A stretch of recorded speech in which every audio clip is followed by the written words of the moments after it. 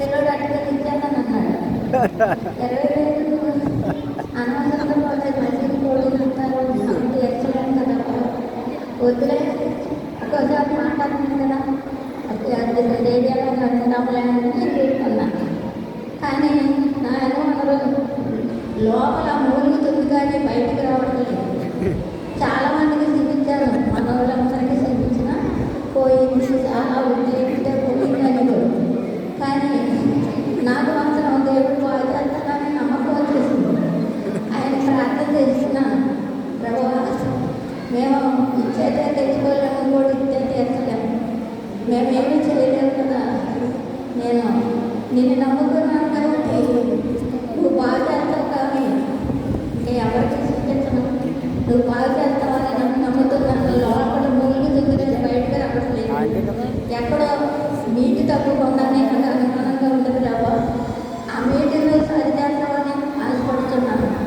రవ్వ మనుషులు కేకలేకపోయినా ఈ రాళ్ళు కేకలేస్తాను కదా రవ్వ, ఈ రాయి ఇచ్చేవరా, ఇదే నా ఖాతా, నాకు ఎప్పుడూ లేదు అంటే దాన్ని అమ్మ చెట్టు లేదు, అంత డబ్బులు లేదు, నా బిడ్డలే కానీ నా పెద్దమ్మ మధ్య బాధల్లో పడిపోతుంది. కానీ నా కొడుకు నాకు ఇచ్చేసిన వాళ్ళు కూడా అట్టగడతారు, మేము తీర్చలేము రవ్వ, నువ్వు బాగా చేయగలవని నమ్ముతున్నాను. సంవత్సరం రాలేదు, నాకు ఏమైనా వేగదార్థమాన తీసుకునేవాడు, తీసుకుని ఇవాడు వేసేవాడు.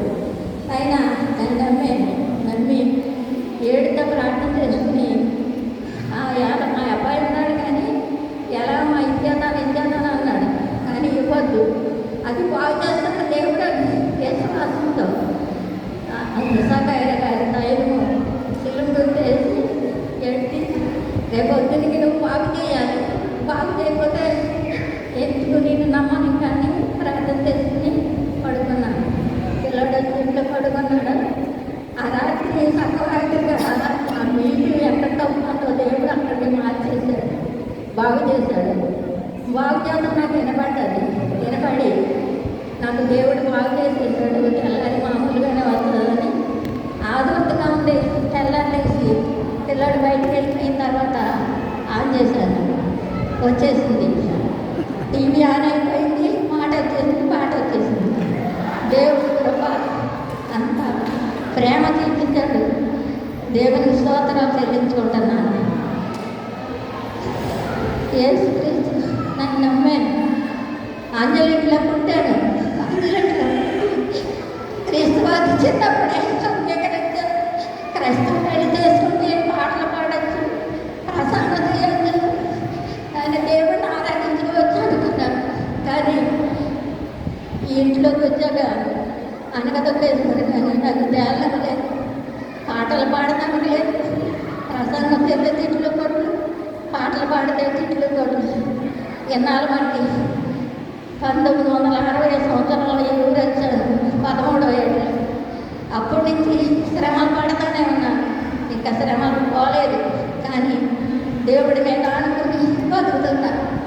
నా బిడ్డలు, ఇద్దరు బిడ్డలు నా కూతురు పోయినా ధైర్యం తెచ్చుకుని దేవుడి మీద ఆనుకుని బతికే. నాకు శ్రమలు వచ్చినా, బాధలు వచ్చినా, నన్ను చంపడానికి నా తోడుకోళ్ళు వచ్చిన, నా వదిన గారు వచ్చిన, తోడుకోళ్ళ కోళ్ళు వచ్చిన కాపాడాడు మన దేవుడు.